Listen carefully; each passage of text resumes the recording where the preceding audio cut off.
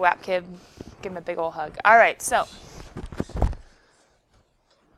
some of you took me very literally. That's good. I approve. Here we go.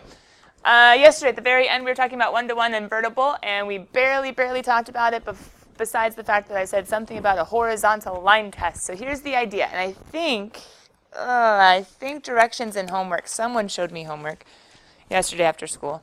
I think they said something about which functions have inverses that are also functions. Hey, that's exactly what this says. Which functions, I'm so sorry, I haven't talked a lot today. Can you tell my voice is kind of like bleh. Okay, which functions have inverses that are also functions? Okay.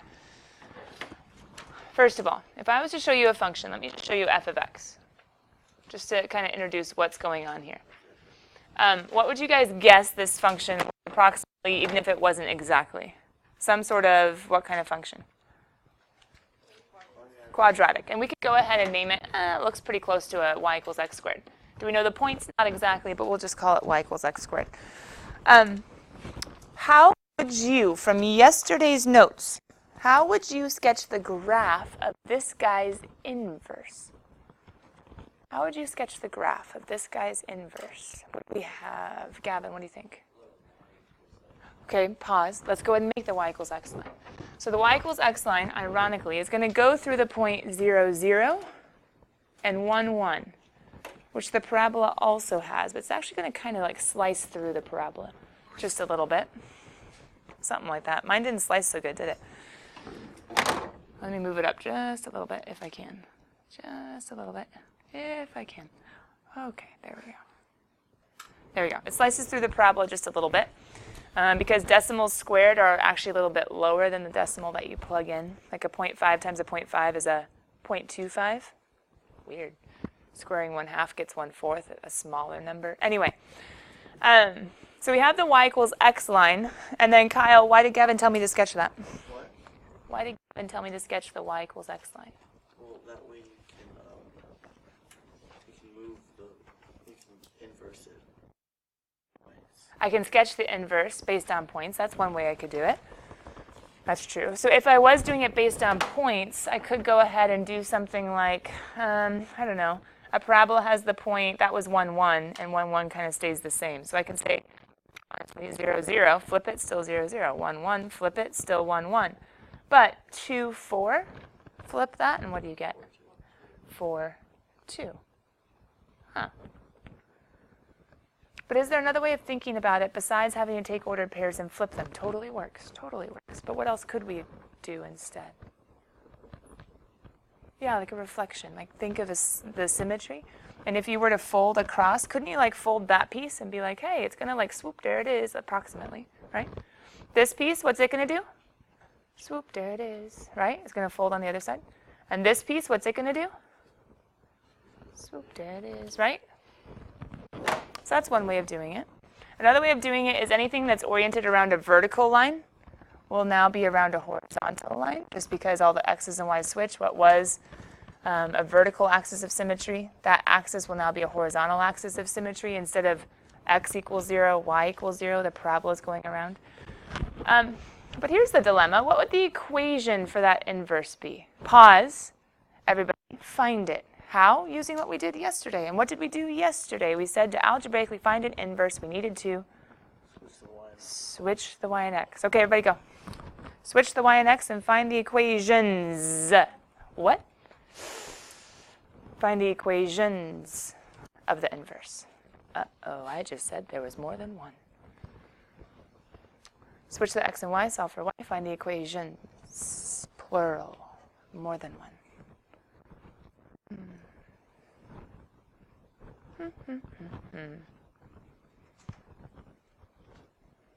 Robbie, did you get it? Oh, I was so ready. I was so excited. Okay, go quick.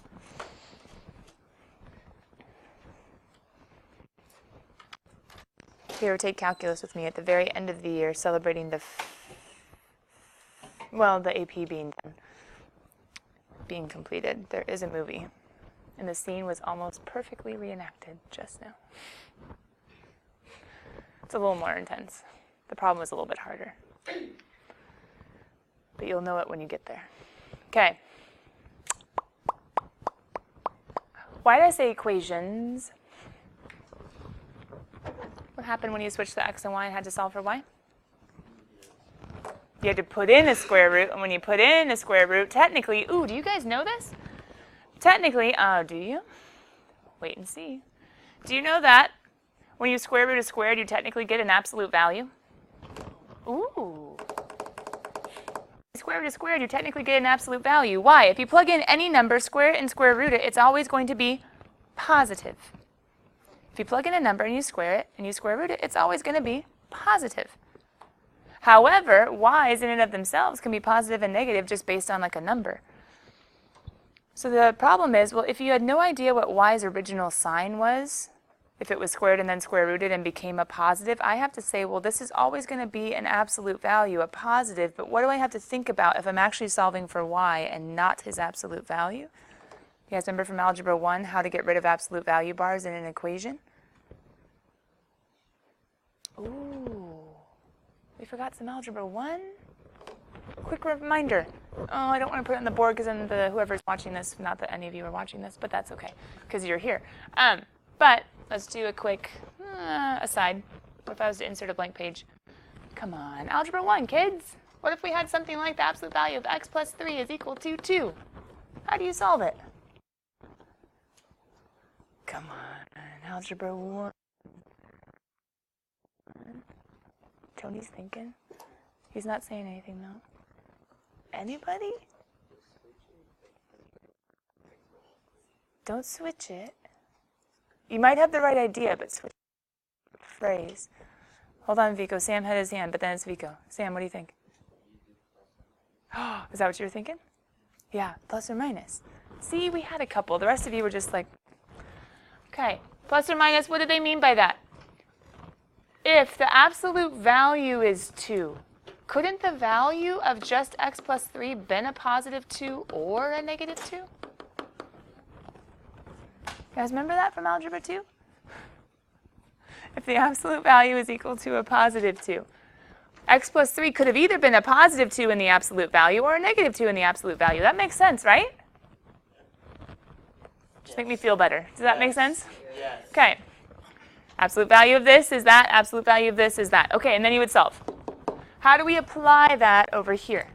How do I solve for y? Plus or minus.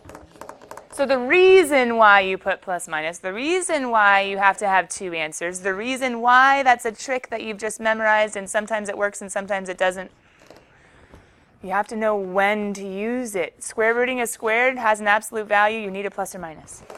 Ooh. So why are there two equations? Wait a minute. Two equations? I only see one graph. What's going on? How are there two equations in one graph?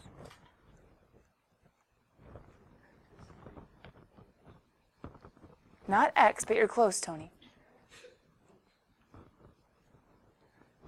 Not x greater than or equal to 0. Y greater than or equal to 0.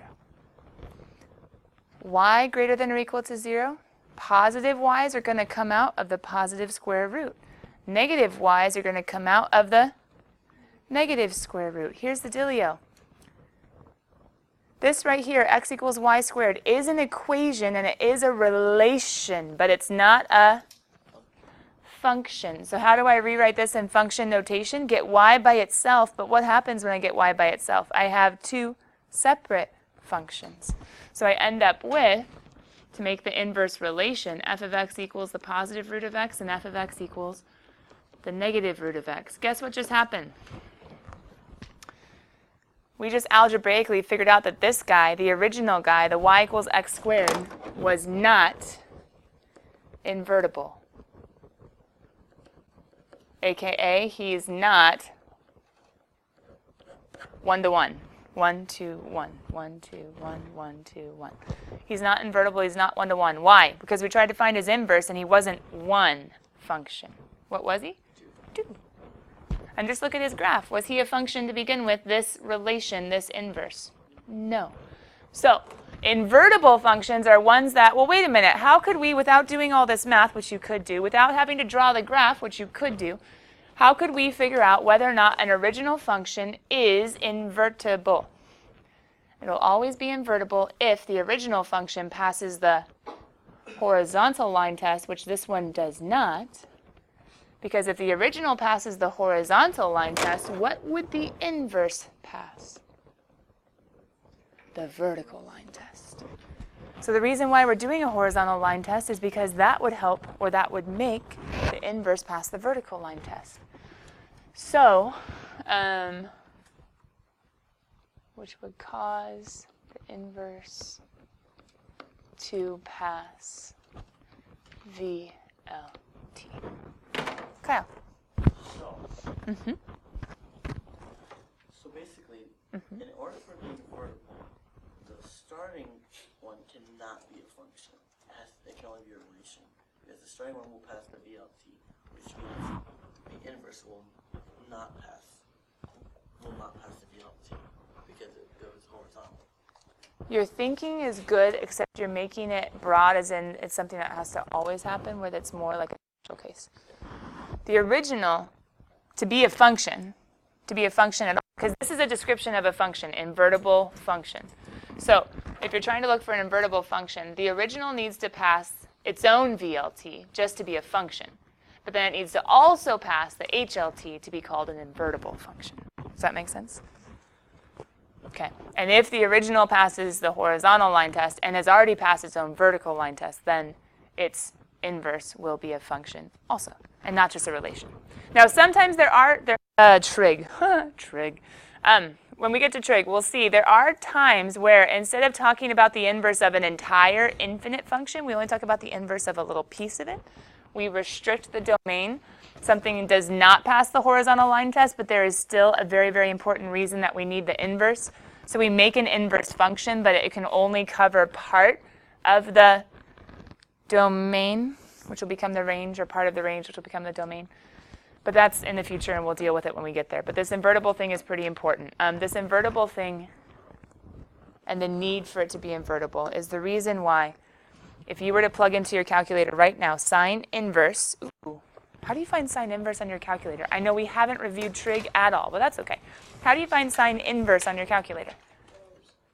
Not 1 over sine, because sine inverse is not a power. It's not a reciprocal. How do we do sine inverse? Second sine. Do you see it? Sine -1. It doesn't mean 1 over. The 1 over sign is something called cosecant, and we'll get there when we get there. But sine inverse would be going backwards. If you were to plug in, if I was to have you plug in, guys, go to mode and go to degree mode. We're not thinking in radians today. We're not even close. Go to mode, go to degree mode. Okay, I want you to do sine inverse of. Sine inverse goes backwards from ratios to angles. So let me give you a ratio that sine can possibly be. How about sine inverse of 0.5? Sine can be 1/2. And when is sine 1/2? Any unit circle champs out there that didn't forget from last year? 30 degrees. So, did you guys get it? 30? Now here's the problem. How many answers did your calculator just give you? Here's the dilemma. There are infinitely many different answers, but your calculator only gave you. Why? Because it's using an inverse function that says, no, we're only solving for 1 because I can't give you infinitely many. And we're going to have to deal with later on this year. Wait, there are infinitely many, but it's only giving 1. This is using an inverse function, which says I'll only give you 1 answer for the question that you're asking.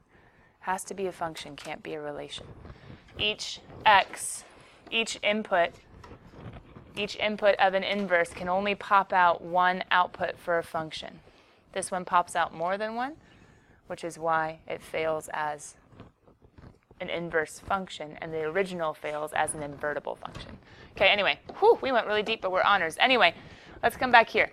Let's start here with the graphs. Kim, you had a question. What's up, kiddo? Yeah, I have a question. So if the function if you want to find the inverse of one function and the line test, we have to pass horizontal line test and the vertical line test also. Yes, vertical line test. The original has to pass vertical line test to be a function. but it also has to pass horizontal line test to be called invertible. Yeah, so this is HLT, has to pass HLT to be that word, and then this one has to pass VLT to be a function. Does that make sense? Yeah. Uh-oh, maybe one of you guys gave me a cold. My voice isn't warming up. All right, example 3. Don't worry, I'm not coughing or sneezing yet. That's a good sign, right? We have a table. We have 2 graphs. We're trying to figure out which of the following are invertible. The table is probably a little too small, and I apologize for that, so let's go ahead and zoom in. Zoom, zoom, zoom, zoom, zoom. Wrong page. Let's zoom in on the right page. Okay, go team. Table. How are we going to tell whether or not this is an invertible function? First of all, is it a function? Yeah. Each x is paired with one and only one y. Okay. No x's are repeated. Stop having things on the ceiling, you goops. I know there's sun that reflects. Okay, so each x paired with one and only one y. Entertaining, I know. Each x paired with one and only one y. It's a function. True. So, Kim, that's our passing the vertical line test. But what else does it have to be? Invertible. Horizontal line test. Horizontal line test says, ooh, did you read it when you wrote it down? Each y is paired with one and only one x, so that when the y's and x's switch, then the new guy's x's will be paired with one and only one y. Okay, is that good? Why not? This looks an awful lot like a parabola, and a parabola is going to have one y going with multiple x's. Bummer. So is it invertible? No. So you can put 1 to 1, or you can say not invertible. Either way. It's a function. Yes, it's not invertible. No. Why? It fails the horizontal line test. Each y is not paired with one and only one x. Kyle. So are most parabolas? All parabolas. All up and down facing parabolas. So all x is squared and y is not parabolas are going to fail. Because they're all going to have plus or minus square roots. Dun, dun, dun, dun, dun, dun. This guy. What do you think? He's a function? Check. He's an invertible function? Check. Okay, so yeah, he's 1 to 1. He's 1 to 1. I'm going to put in parentheses function because this 1 to 1 only describes functions. It's an adjective for functions alone. I'm trying to think of a life illustration for that, and I can't think of one. Bottom one. Does it matter that the parabola got shifted?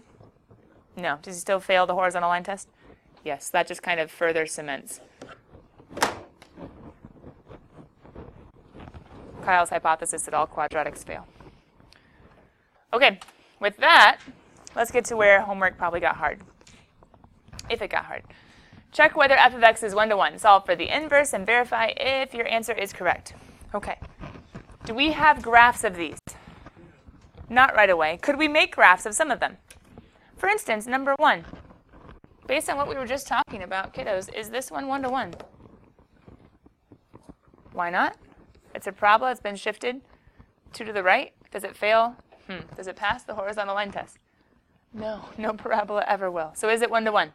No. It's not invertible. It's not 1 to 1.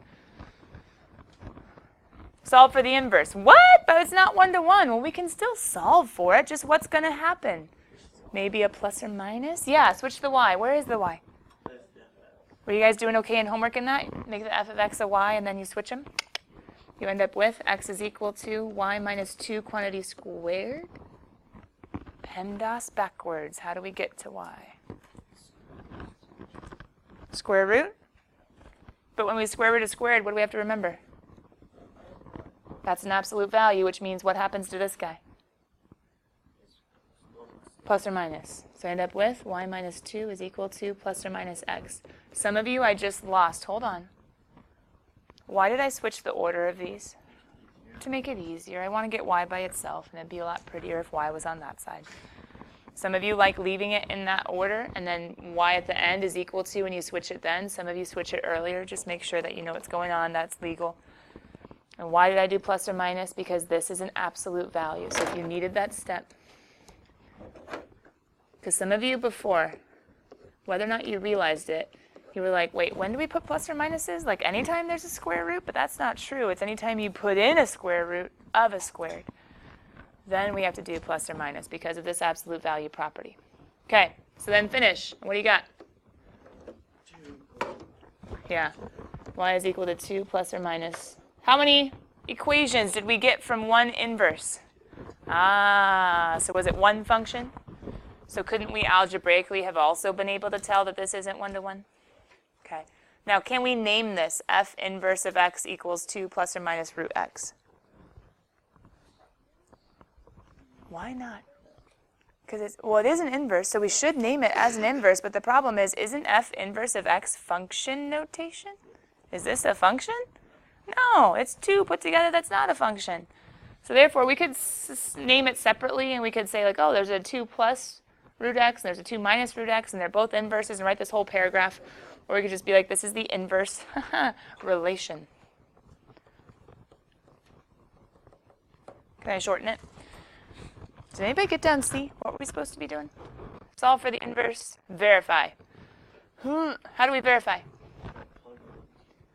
Plug one into the other, because remember, it's supposed to be its undoing, right? The inverse is supposed to be the original's undoing. The original is supposed to be the inverse's undoing. Are you guys sufficiently convinced if we just do one of them? Oh, we have to do both. All right, so f of f inverse. Wait, hold on. We can't call it an inverse. Let's do f of g.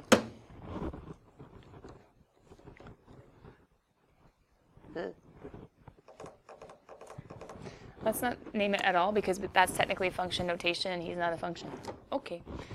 Instead, let's go ahead and take the original, which was y equals, help, something minus 2 squared, right?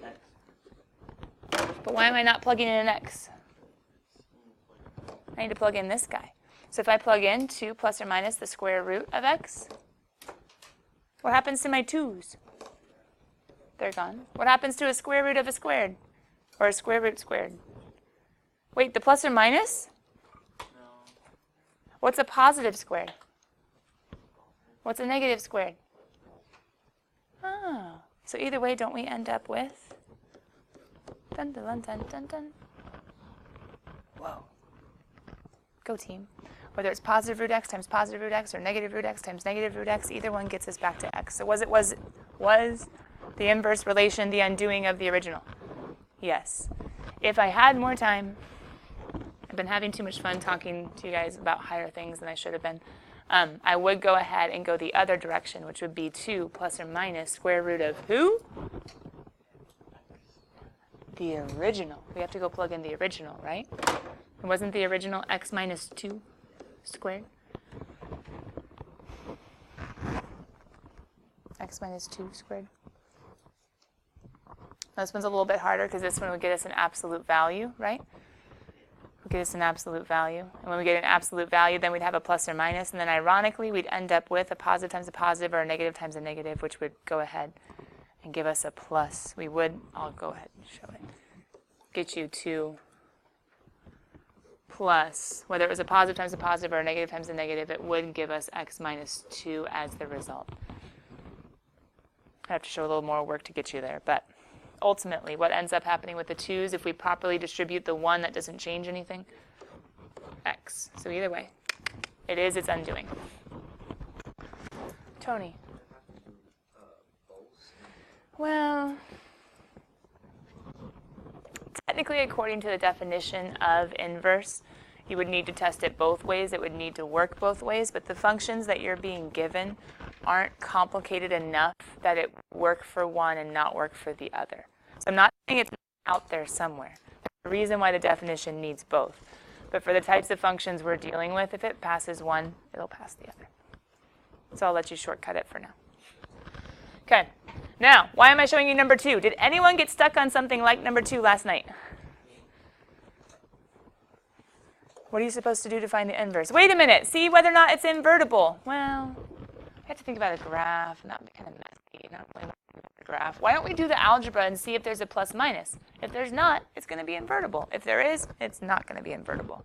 So let's go straight to the algebra. What's the algebra say to do? Or I should say the algebraic way of finding an inverse. How do we find an inverse? Everybody, how do we find the inverse? Switch the y and the x, yeah. I would say switch the x and the y, I think. I would say switch the x and the y. Are we okay if we go ahead and do x equals? 5 minus y all over 2y plus 1. I want your groups to take 60 seconds to see how far they can get. How do you get y alone? Some of you got stuck last night. Maybe some of you figured it out, and maybe some of you didn't. Any ideas? Any ideas? And if you're like, my hint would be undo the division. My hint would be undo the division first.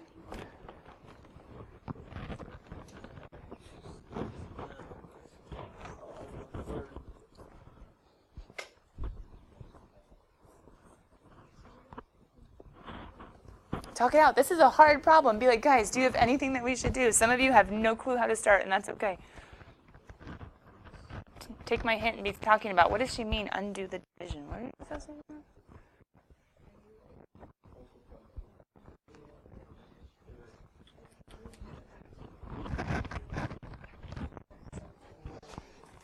Rachel, I'm going to send you on a job.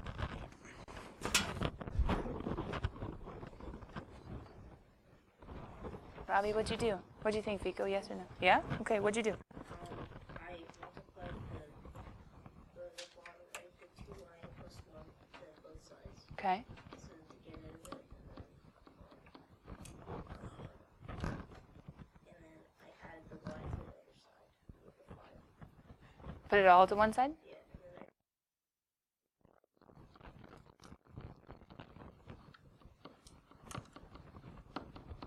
Now what? oh no, I kept 5 over there. Oh, 5's chilling? Yeah, I just You broke my smart board. Okay. Now what? I divided the x. Pause. So you should have gotten, if you did it properly,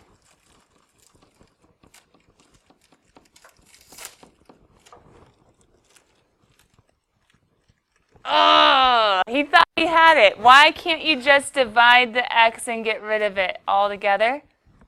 There's a plus. So you would have to divide both pieces by the x. You kill the kitten. The other way of thinking about it is, instead of, if some of you can't see that, in Algebra 1, I used to teach that there's something called the Hart method. If you have addition or subtraction, you have to distribute division. But if that's a little too confusing for you because you didn't have me for Algebra 1, I think there's only one of my current students that did have me for Algebra 1. She's in the next class.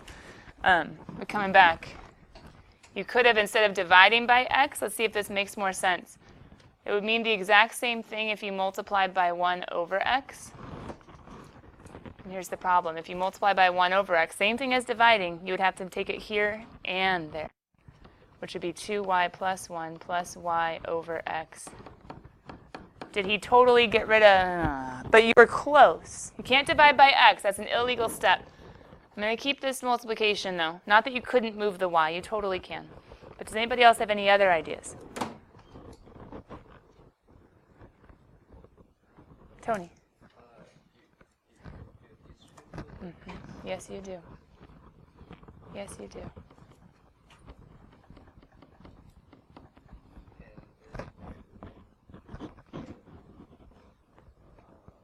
Is anybody seeing it?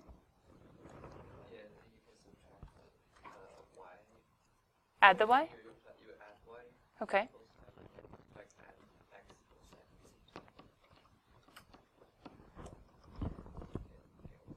How?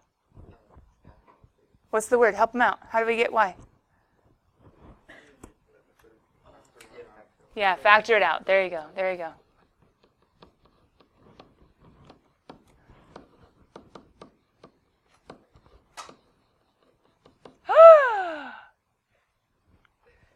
It's its own inverse. What?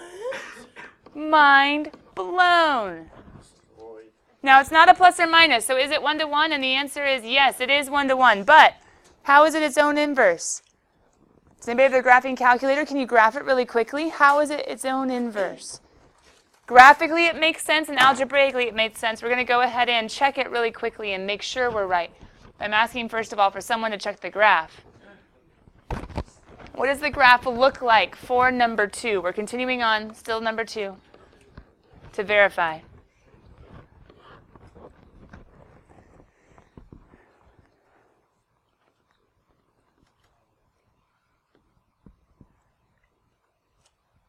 Doesn't it look something like this? It actually goes. Wait, negative 1/2? The one and the first. Let me see the graph. It goes past the 0. Does it go past the 0? Yeah, but the other one does not. Let me see. Gracias.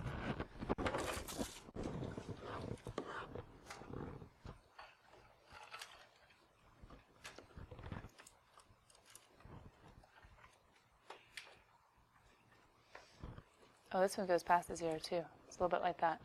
This one's going to end up kind of going past the 0 also. That's a little bit off. Anyway.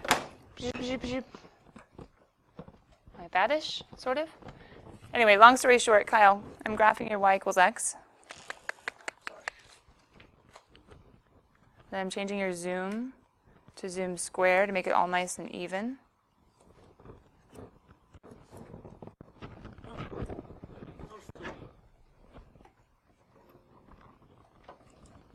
What do you guys notice about itself? What does it already have without me needing to sketch anything? If you get a really good picture, yeah, I think I was a little bit off on this one, but if you get a really good picture, well, no, I'm about right. Has a horizontal asymptote at -1, so it should actually be down here somewhere. Like there-ish. Okay. And that guy goes underneath. But either way, what's on that side copies on that side. What's on that side copies on that side. It is its own reflection. And how could we tell that algebraically? We'd have to go ahead and take the original y equals and say, okay, so 5 minus who? All over 2 times who plus? Well, we'd plug in himself, and we'd have 5 minus x all over 2x plus 1. All over 5 minus x all over 2x plus 1. How do we simplify this? I have a trick. I learned it in Uganda. It has to do with simplifying complex fractions. Simplifying complex fractions. We've talked about this already this year, haven't we? We can multiply top and bottom by the 2x plus 1, who's kind of stuck in there.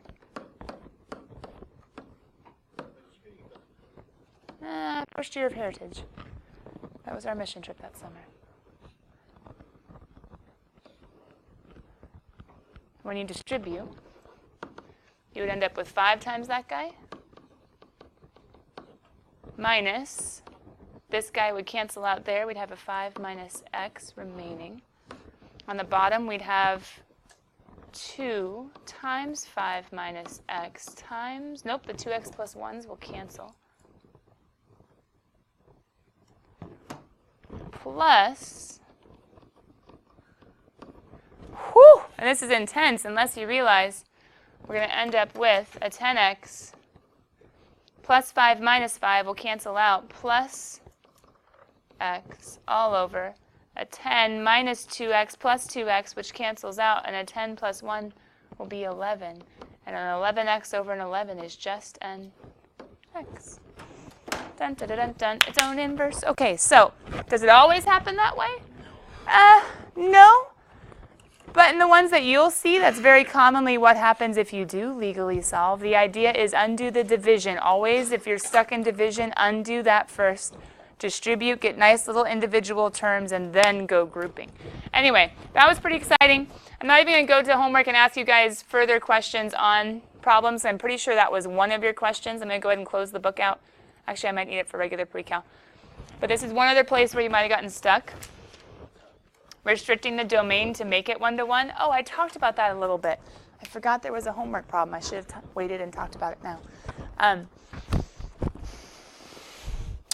You guys know what this function is. It's an absolute value, right? And long story short, it's an absolute value. If I was to find the x-intercept by plugging in x is 0, I'd end up with a -1/2. So it would hit right here. We could plot some points, and we basically end up with the absolute value function with some sort of distortion, okay? Some sort of dilation. Some sort of, depending on how you would do it, horizontal shrink, which would be like a vertical stretch. Problem is this invertible? So how does it tell me to make it invertible if it's not invertible to begin with? Remember how I was talking about how if something fails the horizontal line test, we can look at only one part of it and make it pass? Could I look at this part and say, hey, you pass, I'll steal you? I mean, yeah, but the problem is, aren't there more y values that I should consider besides these y values? This function, what's its range? How low does it go? 0. How high does it go? Infinity. So I need a piece of it, I need a branch of it that includes however low and however high, not leaving any poor little y's out, but not allowing the x's to repeat. And so you guys can listen to this tonight if you're stuck on this type of problem and still trying to figure it out. But long story short, the intercept is at -1/2. I did that by solving for the 0 of that guy. 2x plus 1. I found the 0, which ends up being x equals -1/2. If I were to take all the x's, restrict the domain so that x is only allowed to be -1/2 and above, would I have my y being 0 to infinity? Yeah. And would I be letting my function pass the horizontal line test? Yeah. So that's what's going on in this case in the sense of restricting. You're trying to include all of the range so that when you invert it, you don't cut any poor little y's out. But you're restricting the domain so that when you flip it, it will be a function, it will be invertible. Okay, couple homework hints there. That's why I went through those final examples. I didn't want to just go ahead and cover homework and then you guys be like, well, I didn't get it. I wanted to give you a couple more hints and have you go back to it and try to finish up whatever you didn't get done for this morning. What? What do you guys think? Do you agree? Close? Why don't we like word problems? Makes us think? Yeah. You have to apply it more. You have to read into it more. You have to figure out how does the math apply to the English. And some of you like the English is hard, and some of you the math is hard, and some of you both is hard. Guess what section 110 is about?